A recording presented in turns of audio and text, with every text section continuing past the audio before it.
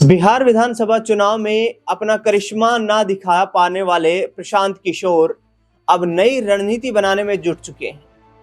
दरअसल विधानसभा के चुनाव में प्रशांत किशोर को उम्मीद थी कि या तो उनकी पार्टी पूर्ण बहुमत के साथ सरकार में आएगी या फिर 10 से नीचे ही सिमट जाएगी। नतीजे आए और नतीजों में प्रशांत किशोर को निराशा हाथ लगी। दरअसल बता दें आपको कि जिस जोर शोर के साथ प्रशांत किशोर ने जन स्वराज पार्टी का झंडा बुलंद करने के लिए बिहार के हर गांव, हर चौक चौराहे तक अपनी पहुंच बढ़ाई, लेकिन नतीजे देखकर वो हैरान थे और उन्होंने सीधे तौर पर कहा कि बिहार में इस तरीके से जिस रणनीति के साथ हम चुनाव लड़ रहे थे वैसे जीत दर्ज कर पाना मुमकिन नहीं है, क्योंकि बिहार में धन बल के दम पर चुनाव जीते जाते हैं। और प्रशांत किशोर ने चुनाव के नतीजे आने के बाद सीधे तौर पर नीतीश कुमार की सरकार और भारतीय जनता पार्टी के रवैये को लेकर सवाल खड़े किए थे कि जिस तरीके से बीच चुनाव 10-10 हजार रुपए महिलाओं के खाते में डाले जा रहे थे, इससे साफ प्रतीत होता है कि बिहार के वोट को खरीदने का प्रयास किया गया और जिसमें भारतीय जनता पार्टी और एनडीए गठबंधन के तमाम सहयोगी दल कामयाब भी हुए। लेकिन अब प्रशांत किशोर ने कांग्रेस पार्टी की राष्ट्रीय महासचिव प्रियंका गांधी के साथ मुलाकात की है। इस मुलाकात के क्या सियासी मायने हैं? क्या प्रशांत किशोर बिहार की राजनीति में कोई बड़ा खेल खेलने की रचना रच रहे हैं? क्या आगे आने वाले वक्त में नीतीश कुमार के करीब जाने वाले हैं फिर से प्रशांत किशोर? ये तमाम सवाल उठ चुके हैं और इन तमाम सवालों पर चर्चा करेंगे मेरे सहयोगी दीपक मेरे साथ इस खास कार्यक्रम में मौजूद हैं। दीपक, प्रशांत किशोर की प्रियंका गांधी के साथ मुलाकात और उस दौर को याद किया जाने लगा है जब 2016-17 के वक्त पर प्रशांत किशोर जो है कांग्रेस पार्टी के लिए साथ काम कर रहे थे। तो क्या अब बिहार में कोई बड़ा खेल खेलने की यहाँ पर रणनीति तैयार कर रहे हैं प्रशांत किशोर? क्योंकि सीटों के आधार पर देखिए चुनाव में कोई खास सफलता हासिल नहीं हो पाई। जी देखिए, प्रशांत किशोर अब बिहार की राजनीति का एक बड़ा चेहरा बन रहे हैं, लेकिन वो अपने आप को सिर्फ बिहार तक सीमित नहीं रखेंगे। हम भूल रहे हैं कि वो एक चाणक्य नेता के तौर पर रहे हैं जो पर्दे के पीछे की बड़ी भूमिका अदा करते थे।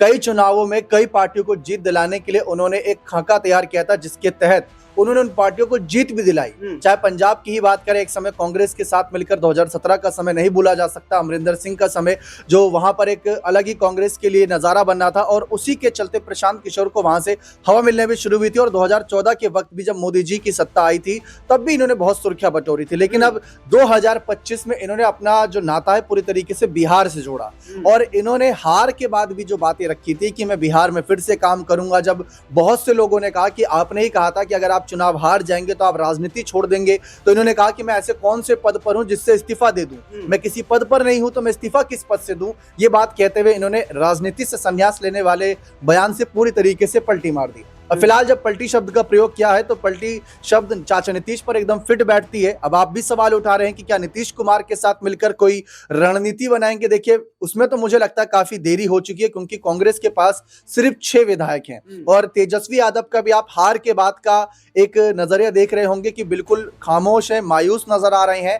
जबकि सवाल उल्टा ये उठ रहे हैं कि कई आरजेडी, कांग्रेस, एआईएम, बीएसपी के विधायक जेडीयू और बीजेपी के साथ ना जुड़ जाएं, जिनके पास 200 का आंकड़ा है प्लस में, उनके साथ मिलकर यहाँ पर रणनीति बनाई जा सकती है। लेकिन फिलहाल प्रशांत किशोर कांग्रेस के साथ क्यों जा सकते हैं? लेकिन दीपक, यहाँ पर एक बड़ा सवाल ये भी है ना कि प्रशांत किशोर कहीं ना कहीं बिहार में अपने को आइसोलेटेड समझ रहे हैं, अलग थलग समझ रहे हैं।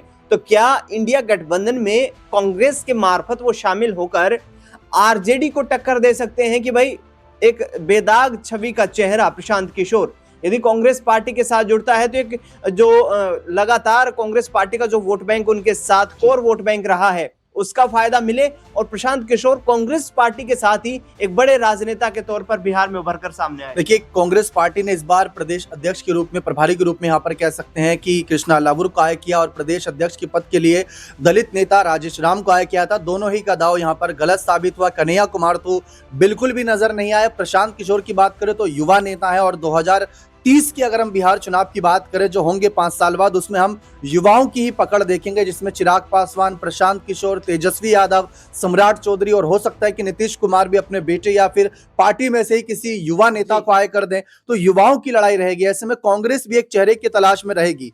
राजेश राम, कृष्णा लावुर और कन्हैया कुमार बिल्कुल नाकाम साबित हो रहे हैं और ऐसे में हो सकता है कि प्रशांत किशोर के अगर साथ जाने के विचार करें तो वहां बिहार की रणनीति बने और इसके साथ साथ जो पंजाब, पश्चिम बंगाल, केरल और ऐसे अन्य राज्यों में 2026 और 27 में चुनाव है, उसको लेकर भी रणनीति कांग्रेस के साथ बनाना शुरू करें। बिल्कुल, प्रशांत किशोर तमाम तैयारियों के साथ अब क्या कांग्रेस पार्टी के साथ जाने के लिए अपना पूरा मूड बना चुके हैं। यहाँ पर लगातार जिस तरीके की बयानबाजियां सामने आ रही हैं और तेजस्वी यादव ने तो हाल ही में एक निजी चैनल को दिए इंटरव्यू में कहा कि हमें बिहार में जो चुनावी नतीजे सामने आए हैं उसकी ये उम्मीद नहीं थी। बिहार के लोग जो है बदलाव चाहते थे, लेकिन बदलाव कैश देने के चलते नहीं हो पाया। कैश के जरिए वोट को खरीदा गया, यानी कि सीधे तौर पर उन्होंने आरोप यह लगाया कि बिहार चुनाव की प्रक्रिया के दौरान, मतदान जब हो रहा था, चुनाव प्रचार जब हो रहा था, उस दौरान सरकार की तरफ से एक योजना का बहाना बना करके और बिहार की महिलाओं के खाते में जो 10-10 हजार रुपए डालना शुरू किया,